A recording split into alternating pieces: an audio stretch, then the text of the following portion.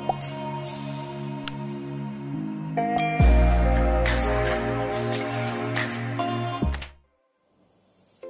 teman-teman CRMS, dalam ISO 31000 dijelaskan bahwa tujuan utama manajemen risiko adalah value creation and protection, atau menciptakan dan melindungi nilai. Di sekelilingnya terdapat 8 prinsip yang mendukung tercapainya tujuan tersebut. Pada video kali ini, kita akan fokus membahas tujuan utama manajemen risiko beserta contoh sederhananya.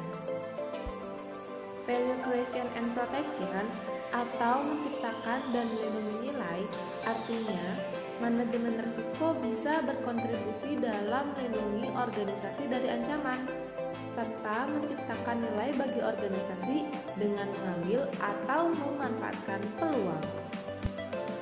Contoh sederhana dalam kehidupan sehari-hari misalnya, Pak Ali mempunyai tujuan atau visi mendapatkan investasi senilai 1 miliar untuk proyeknya.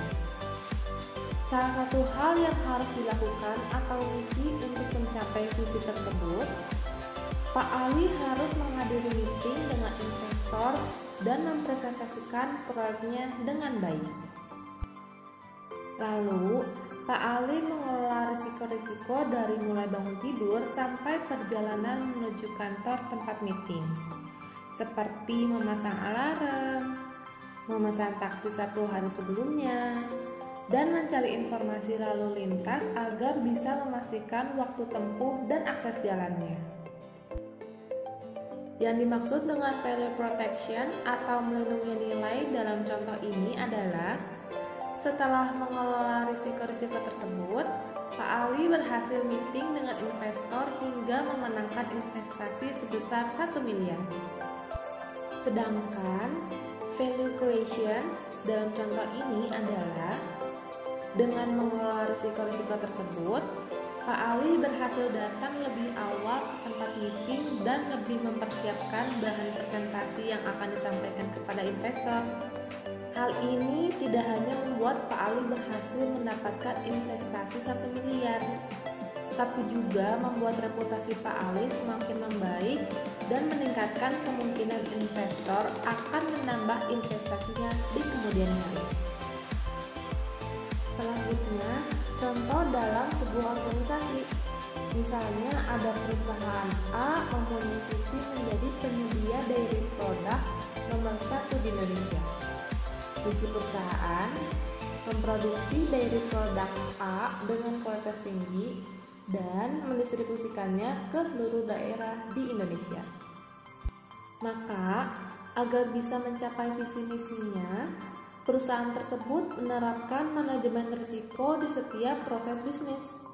Misalnya, dengan menerapkan risk-based strategic planning, teridentifikasi di daerah Indonesia Timur, dairy produk masih belum banyak ditemukan. Hal ini bisa menjadi risiko positif atau peluang bagi perusahaan. Untuk itu, disusunlah strategi agar produk dairy A bisa masuk dan mendominasi di pasar Indonesia Timur sebelum banyak kompetitor yang masuk. Lalu, di proses produksi juga tertanam manajemen risiko untuk mempertahankan dan meningkatkan kuantitas maupun kualitas produksi.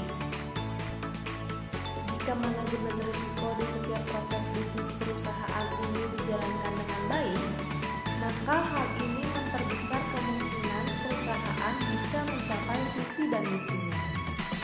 Perusahaan bisa melindungi nilai, menjadi penyedia dairy produk kualitas tinggi di seluruh Indonesia, serta menciptakan nilai dengan membangun reputasi yang sangat baik dan meningkatkan kesehatan masyarakat Indonesia yang mengkonsumsi dairy produk A.